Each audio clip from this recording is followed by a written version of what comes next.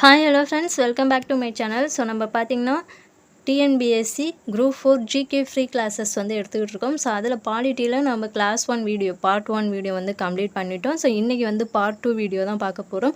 So நீங்கள் இன்னும் part 1 video பார்க்கல அப்படின்னா டிஸ்கிரிப்ஷனில் லிங்க் தரேன், போயிட்டு பாருங்கள். ஸோ அதை பார்த்துட்டு அதுக்கப்புறமா பார்ட் 2 வீடியோ பாருங்கள். ஸோ இதில் இன்னும் பார்ட் 3 பார்த்துட்டோம்னா நம்ம இந்த இந்திய அரசியலமைப்பு டாப்பிக்கை வந்து ஃபுல்லாகவே வந்து கம்ப்ளீட் பண்ணிடலாம். ஓகேங்களா? ஸோ இப்போ வாங்க டேரெக்டாக வீடியோக்குள்ளே போயிடலாம். ஸோ இப்போ பார்த்திங்கன்னா நம்ம பார்ட் 1 வீடியோவில் ஒரு 65 ஒன்லைனர் வந்து பார்த்தோம். ஓகேங்களா? ஸோ இப்போ வந்து நெக்ஸ்ட்டு பார்க்கலாம். ஸோ இது பார்த்திங்கன்னா அடிப்படை உரிமை. ஸோ அடிப்படை உரிமை 6 உரிமை இருக்கும். ஓகேங்களா? ஸோ இதுக்கு முன்னாடி பார்த்திங்கன்னா 7 உரிமை இருந்துச்சு, இப்போ வந்து 6 உரிமை தான் இருக்குது. ஸோ அதில் பார்த்திங்கன்னா சொத்துரிமையை வந்து நீக்கியிருப்பாங்க. ஸோ இப்போ அந்த 6 உரிமை என்னென்ன அப்படிங்கிறத பார்க்கலாம். சமத்துவ உரிமை, சுதந்திர உரிமை, சுரண்டலுக்கு எதிரான உரிமை, சமயச்சார்பு உரிமை, கல்வி கலாச்சார உரிமை, அரசியலமைப்புக்கு உட்பட்டு தீர்வு காணும் உரிமை. ஸோ இந்த பாக்ஸ் எல்லாமே ரொம்ப ரொம்ப ரொம்ப முக்கியங்க. ஸோ இதுலேருந்து கண்டிப்பாக குரூப் 4 எக்ஸாமில் கொஷின் இருக்கும். ஓகேங்களா? ஸோ அதனால் இந்த பாக்ஸ் எல்லாம் வந்து கொஞ்சம் நல்லா படிச்சுக்கோங்க. ஸோ ஆல்ரெடி படிச்சிருப்பீங்க, கொஞ்சம் ரிவிஷன் பண்ணிக்கோங்க. ஸோ பிரிவு 14 பார்த்திங்கன்னா சட்டத்தின் முன் அனைவரும் சமம். 15 மதம், இனம், சாதி, பாலினம் மற்றும் பிறப்பிடம் இவற்றின் அடிப்படையில் பாகுபடுத்துவதை வந்து தடை செய்தல். 16 பொது வேலைவாய்ப்புகளில் சம வாய்ப்பளித்தல். 17 தீண்டாமையை ஒழித்தல். 18 பார்த்திங்கன்னா இராணுவ மற்றும் கல்விசார் பட்டங்களை தவிர மற்ற பட்டங்களை வந்து நீக்குதல். ஸோ சமத்துவ உரிமை பார்த்திங்கன்னா பிரிவு 14லேருந்து 18 வரையும். ஸோ அது என்னென்ன அப்படிங்கிறத பார்த்துக்கோங்க. ஸோ நெக்ஸ்ட்டு சுதந்திர உரிமை. ஸோ இது பார்த்திங்கன்னா பிரிவு 19லேருந்து 22 வரையும் சுதந்திர உரிமை வந்து குறிப்பிடுகிறது.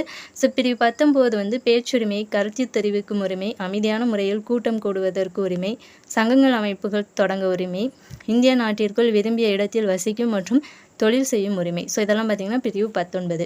பிரிவு 20 பார்த்திங்கன்னா குற்றஞ்சாட்டப்பட்ட நபர்களுக்கான உரிமை மற்றும் தண்டனைகளிலிருந்து பாதுகாப்பு பெறும் உரிமை. பிரிவு 21 வாழ்க்கை மற்றும் தனிப்பட்ட சுதந்திரத்திற்கு பாதுகாப்பு பெறும் உரிமை. ஸோ 21A வந்து என்ன குறிப்பிடுது அப்படின்னா தொடக்க கல்வி பெறும் உரிமை. ஸோ பிரிவு 22 சில வழக்குகளில் கைது செய்து தடுப்பு காவலில் வைப்பதற்கு எதிரான பாதுகாப்பு உரிமை. ஸோ நெக்ஸ்ட்டு சுரண்டலுக்கு எதிரான உரிமை. இது வந்து பிரிவு 23லேருந்து 24 வரையும் குறிப்பிடுது. ஸோ 23 கட்டாய வேலை, கொத்தடிமை முறை மற்றும் மனித தன்மையற்ற வியாபாரத்தை வந்து தடுக்குது. பிரிவு 24 வந்து தொழிற்சாலைகள் மற்றும் ஆபத்தான இடங்களில் குழந்தை தொழிலாளர் முறையை வந்து தடுக்குது. ஸோ நெக்ஸ்ட்டு சமய சார்பு உரிமை. இது 25லேருந்து 28 வரையும் இருக்கும். ஸோ 25 வந்து எந்த ஒரு சமயத்தினை ஏற்கவும் பின்பற்றவும் பரப்பவும் உரிமை. 26 சமய விவகாரங்களை நிர்வகிக்கும் உரிமை. 27 எந்த ஒரு மதத்தையும் பரப்புவதற்காக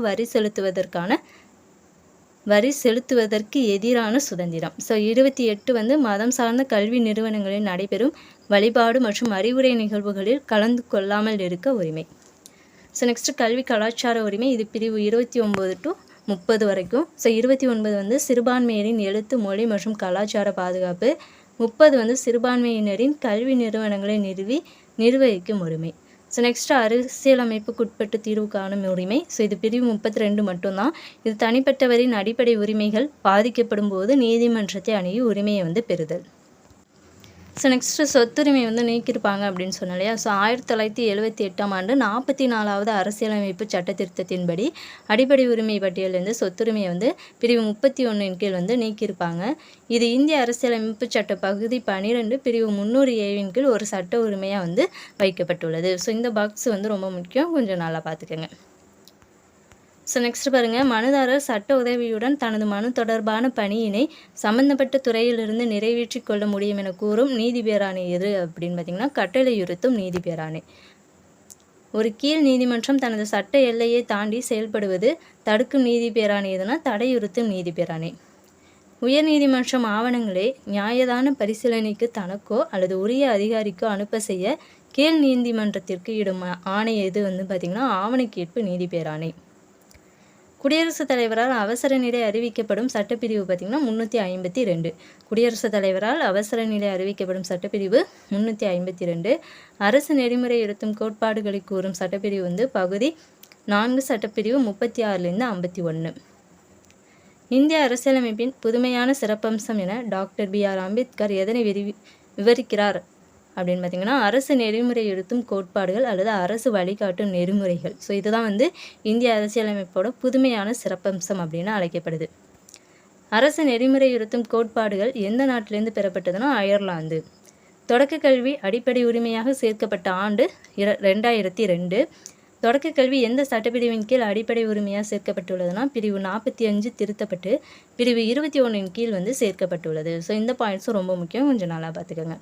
அடிப்படை கடமை எந்த நாட்டிலேருந்து பெறப்பட்டதுன்னா முன்னாள் சோவியத் யூனியன். அரசியலமைப்பின் பகுதி 4A என்ற ஒரே ஒரு பகுதியை மட்டும் கொண்டது எதுனா அடிப்படை கடமை தான். அடிப்படை கடமைகள் எத்தனை உள்ளதுன்னா ஆரம்பத்தில் 10 இருந்துச்சு, இப்போ பார்த்திங்கன்னா 11 தான் இருக்குது. அடிப்படை கடமை எந்த சட்டத்தின்படி சேர்க்கப்பட்டதுன்னா 42வது அரசியலமைப்பு சட்டத்திருத்தத்தின்படி 1976 வந்து சேர்க்கப்பட்டது. அடிப்படை கடமைகளில் அரசியலமைப்பு சட்டத்திருத்தம் செய்ய எந்த அமைப்பு பரிந்துரை செய்ததுன்னா சர்தார் ஸ்வரன் சிங் கமிட்டி. எந்த ஆண்டுனா 1976. 11வது அடிப்படை கடமை எந்த சட்டத்தின்படி சேர்க்கப்பட்டது? ஸோ 86வது சட்டத்திருத்தம். ஸோ 2002 51 கீழே 6 to 14 வயது கட்டாய கல்வி. ஸோ இது மூலம் தான் அந்த 11வது அடிப்படை கடமை வந்து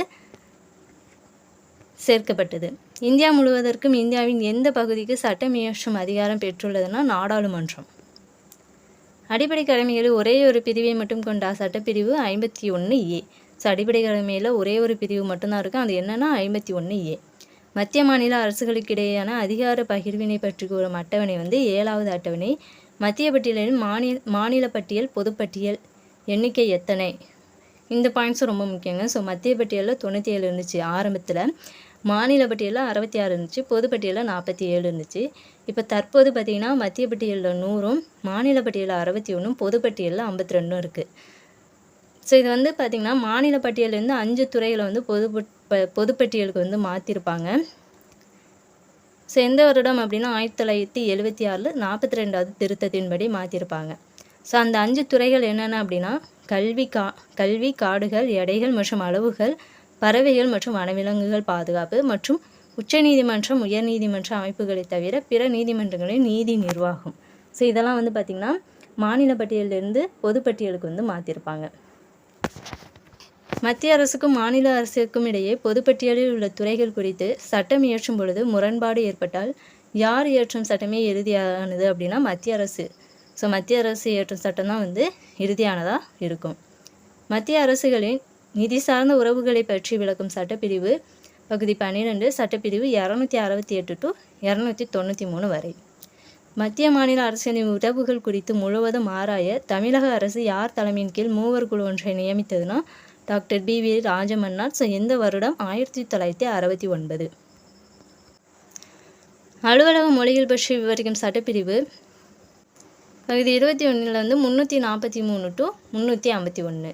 ஸோ அலுவலக மொழிகள் எத்தனையாவது அட்டவணையில் இடம்பெற்றுள்ளதுன்னா 8வது அட்டவணை. தொடக்கத்தில் எத்தனை அலுவலக மொழிகள் இருந்துச்சுன்னா 14. இப்போ பார்த்திங்கன்னா 22 மொழிகள் இருக்குது. ஸோ எந்த ஆண்டு இந்திய அரசு செம்மொழிகள் எனும் புதிய வகைப்பாட்டினை ஏற்படுத்த தீர்மானித்ததுன்னா 2004.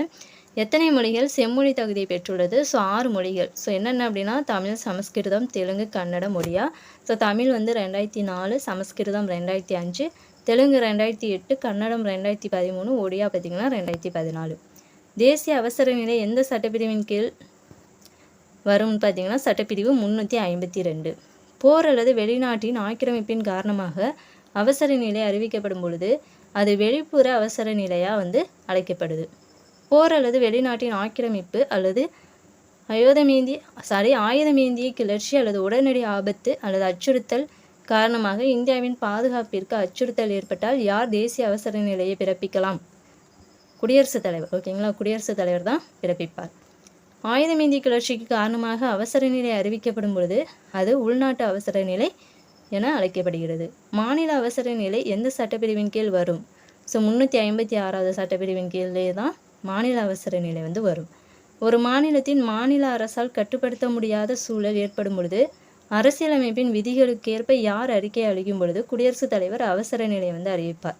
ஸோ யாருன்னா ஆளுநர். அவசர நிலையின் காலம் பார்த்திங்கன்னா 3 ஆண்டுகள். இந்தியாவின் முதன்முறையாக குடியரசுத் தலைவர் ஆட்சி எந்த மாநிலத்தில் நடைமுறைப்படுத்தப்பட்டது? பஞ்சாபில் தான். இந்தியாவில் முதன்முறையாக பஞ்சாபில் தான் குடியரசுத் தலைவர் ஆட்சி வந்து நடைமுறைப்படுத்தப்பட்டது. எந்த ஆண்டுனா 1951. நிதி சார்ந்த அவசர நிலை எந்த சட்டப்பிரிவின் கீழ் வரும்? ஸோ 360 சட்டப்பிரிவின் கீழ் தான் நிதி சார்ந்த அவசர நிலை வரும். இதுவரை அறிவிக்கப்படாத அவசர நிலை வந்து நிதி சார்ந்த அவசர நிலை தான். அமெண்ட்மெண்ட் எனும் சொல் எதை குறிக்கும்? மாற்றம், மேம்படுத்துதல் மற்றும் சிறு மாறுதல். ஸோ அமெண்ட்மெண்ட்டுங்கிறது வந்து மாற்றம், மேம்படுத்துதல் மற்றும் சிறு மாறுதலை வந்து குறிக்கும். அரசியலமைப்பு சட்டத்திருத்த மசோதா எந்த அவையில் அறிமுகப்படுத்தப்பட வேண்டும்னா நாடாளுமன்றத்தோட இரு அவைகளில் வந்து அறிமுகப்படுத்த வேண்டும். நாடாளுமன்றத்தின் ஒவ்வொரு அவையிலும் அவையின் ஒட்டுமொத்த உறுப்பினர்களில் பெரும்பான்மையான உறுப்பினர்கள் மற்றும் அவைக்கு வந்து வாக்களித்தவர்களின் எத்தனை பங்குக்கு குறையாமல் மசோதாவிற்கு ஆதரவாக வாக்களித்தால் மட்டுமே குடியரசுத் தலைவரின் ஒப்புதலுக்காக அனுப்பப்பட வேண்டும். ஸோ 2 பங்கு. அரசியலமைப்பு சட்ட திருத்தத்தை யாரால் மட்டுமே கொண்டு வர முடியும்னா நாடாளுமன்றத்தால் மட்டும்தான் கொண்டு வர முடியும். குறு அரசியலமைப்பு என அழைக்கப்படுவது வந்து 42வது அரசியலமைப்பு. ஸோ அரசியலமைப்பு சட்ட செயல்பாட்டிற்கான தேசிய சீராய்வு ஆணையம் யார் தலைமையில் அமைந்ததுன்னா எம்என் வெங்கடாச்சலையா தலைமையில் 2000 ஆண்டு. ஸோ எந்த வருடம் அப்படின்னு பார்த்திங்கன்னா 2000. இந்திய அரசியலமைப்பின் 42வது திருத்த சட்டம் அரசமைப்பின் முகவுரையில் கூறப்பட்டுள்ள இறையாண்மை கொண்ட குடியரசு என்பதை இறையாண்மை, சமதர்மம், மதச்சார்பற்ற மக்களாட்சி குடியரசு என்றும் நாட்டின் ஒற்றுமை என்ற சொற்றொடரை நாட்டின் ஒற்றுமை மற்றும் ஒருமைப்பாடு என்றும் கொண்டு வரப்பட்டது. ஸோ இந்த பாயிண்ட்ஸ் ரொம்ப முக்கியம், கொஞ்சம் நல்லா நோட் பண்ணிக்கோங்க. இந்திரா காந்தி எந்த ஆண்டு தேசிய அவசர நிலை காலத்திலிருந்து 42வது திருத்தத்தை கொண்டு வந்தார்னா 1976. அரசமைப்பு நிர்ணய சபை வரவுக்குழு உறுப்பினர்களை எப்படி தேர்ந்தெடுத்தனர்? மாகாண சட்டமன்ற உறுப்பினர்கள் மறைமுக வாக்கெடுப்பின் மூலம் வந்து தேர்ந்தெடுப்பாங்க. 284 உறுப்பினர்கள் 26/11/1949 அன்று அரசமைப்பினை ஏற்று கையொப்பமிட்டு அரசமைப்பினை நிறைவேற்றினர். அரசமைப்பு நிர்ணய சபையின் முதல் கூட்டம் எங்கு நடைபெற்றதுன்னா புதுடெல்லி அரசமைப்பு அரங்கில் 11 மணி அளவில் வந்து நடைபெற்றுச்சு. முதல் கூட்டத்தின் முதல் கூட்டப்பொருள் வந்து தற்காலிக தலைவர் தான் வந்து தேர்ந்தெடுக்கிறது. ஸோ தற்காலிக தலைவர் யாருன்னா டாக்டர் சச்சிதானந்தா சின்ஹா.